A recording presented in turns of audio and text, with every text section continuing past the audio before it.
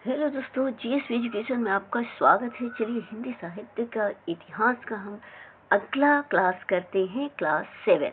इसमें सभी important question है और इसे आप बहुत ही ध्यान से सारे क्वेश्चन का रिवीजन कीजिए। अगर आपको क्वेश्चन का आंसर मालूम है तो कमेंट में आंसर दीजिए और नहीं तो इसे नोटबुक पर अपना नोट करते रहिए। आज का भी वही टॉपिक है। अभी 2 क्लास में आदिकाल पे क्वेश्चन 1 लाइनर ले चुकी हूँ और फिर आज आदिकाल का ही तीसरा क्लास है। चलिए क्लास करते हैं। क्वेश्चन नंबर 31 ये है आदिकाल का प्रश्न। क्वेश्चन नंबर 31, प्रकृत पैगलम के टीकाकार कौन है? प्रकृत पैगलम का टीकाकार जो है ये वंशीधर है। क्वेश्चन नंबर 32, कृतिलता की भाषा को विद्यापति ने क्या कहा? विद्यापति की ही कृतिलता, कृति पताका, पदावली ये विद्यापति का ही प्रमुख ग्रंथ है। तो अपने ही कृतिलता अपने ही ग्रंथ के उन्होंने कहा कि ये अवहट भाषा है। कृतिलता की भाषा को उन्होंने अवहट भाषा कहा। ठीक है। क्वेश्चन नंबर 33, मैथिल कोकिल किसे कहा जाता है? मैथिल कोकिल विद्यापति को कहा जाता है। विद्यापति से बहुत सारे क्वेश्चन आते हैं, इसलिए जितना ही इम्पोर्टेंट क्वेश्चन है वो मैं इस वीडियो में रखी हूँ विद्यापति से रिलेटेड और अमीर खुसरो से। ठीक है। तो ये आगे क्या है क्वेश्चन कि मैथिल कोकिल किसको कहा जाता है? विद्यापति को कहा जाता है। क्वेश्चन नंबर 34, विद्यापति को श्रृंगार रस का सिद्धवाक कवि किसने कहा? सिद्धवाक कवि किसने कहा है? यह है हजारी प्रसाद द्विवेदी। विद्यापति को रहस्यवादी कवि किसने कहा?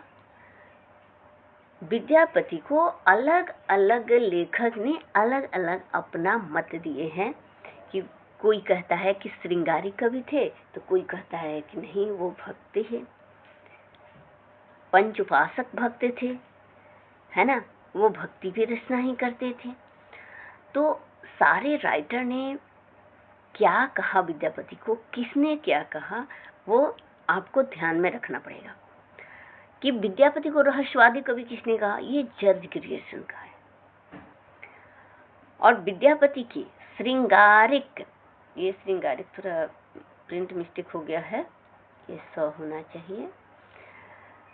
श्रृंगारिक पदों की मादकता को नागिन की लहर किसने कहा? विद्यापति अपने पदावली में भक्ति और श्रृंगारिक दोनों पदों का संयोजन किए हैं, है ना। तो जो श्रृंगारिक पद है उसकी मादकता को नागिन की लहर किसने कहा है? तो ये है निराला जी, सूर्यकांत त्रिपाठी निराला। इन्होंने नागिन की लहर विद्यापति के पद को श्रृंगारिक पद की मादकता के लिए कहा है। ठीक है। 37 नंबर क्वेश्चन, अभिनव जयदेव, मैथिल कोकिल, नमक विशेखर आदि वादियां किस कवि की है? ये भी मिला है विद्यापति को। अभिनव जयदेव, मैथिल कोकिल और नमक विशेखर जो है वो उपाधियां मिला है विद्यापति को। अगला क्वेश्चन देखिए 38 नंबर, विद्यापति हिंदी कवि नहीं है। अब देखिए यहाँ क्या क्या प्रश्न आता है कि विद्यापति हिंदी कवि नहीं है। 38 नंबर क्वेश्चन है, अपभ्रंश हिंदी नहीं है, इस मत को मानने वाले कौन है? ये हजारी प्रसाद द्विवेदी। हजारी प्रसाद द्विवेदी कहते हैं कि अपभ्रंश हिंदी नहीं है, पर पुरानी हिंदी रामचंद्र शुक्ल जी, गुलेरी और राहुल सांस्कृत्यायन मानते हैं।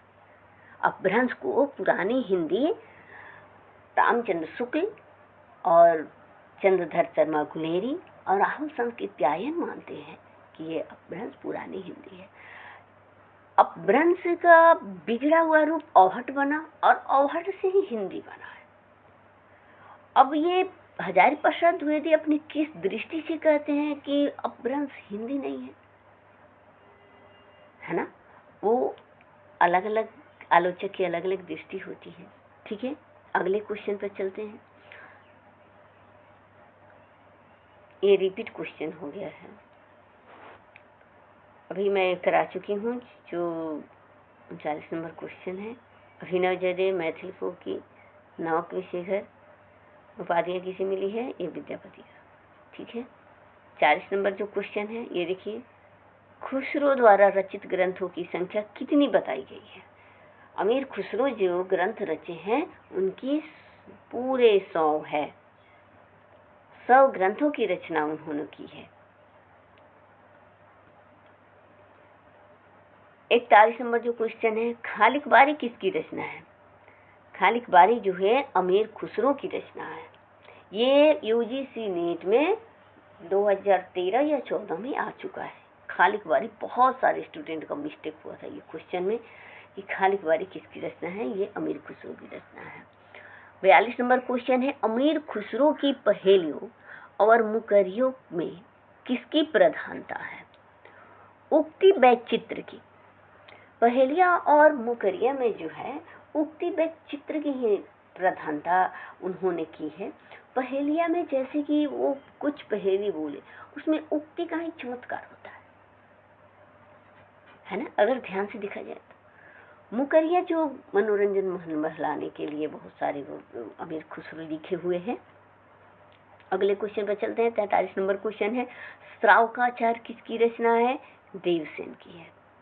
देवसेन जो राइटर लेखक है, इसको अगर क्वेश्चन घुमा करके पूछ दे कि देवसेन किस मत से थे, जैन, सिद्ध और नाथ, किस पंथ के ये कवि थे, तो ये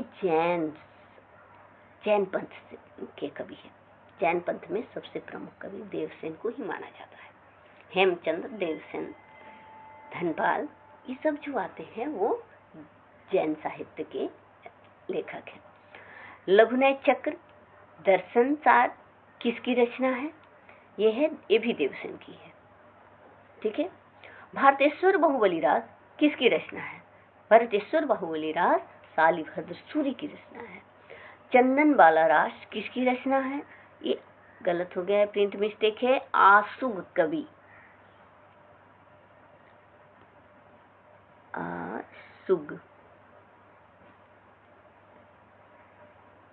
आसुग कवि की रचना है। ये गलत हो गया, प्रिंट मिस्टेक हो गया है, यहाँ 100 होना चाहिए, ह के जगह आसुग कवि, चंदन वाला रास। 47 नंबर जो क्वेश्चन है, अस्थूली भद्र रास किसकी रचना है, जिनधर्म सूरी। रेवंत गिरी रास किसकी रचना है, विजय सेन सूरी। अगला क्वेश्चन है, नेमिनाथ रास किसकी रचना है, सुमति गणी। खुमान रासो किसकी रचना है, दलपति विजय। ये बहुत बार NET, UGC, PGT, TGT, PRT में तो बहुत इजी क्वेश्चन आता है, लेकिन अगर कोई ग्रंथ का नाम दे दे तो सभी स्टूडेंट कंफ्यूज हो जाएंगे।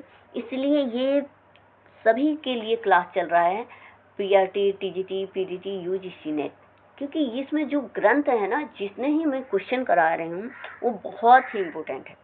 इसलिए शुरू से अंत तक आप वीडियो देखिए और अपने नोटबुक में नोट करते रहिए। अगर आपको क्वेश्चन का आंसर मालूम है तो उसे कमेंट में आंसर दिया कीजिए। ठीक है, और अभी तक मैं यहीं पे वीडियो समाप्त करती हूँ। जय हिंद, जय भारत।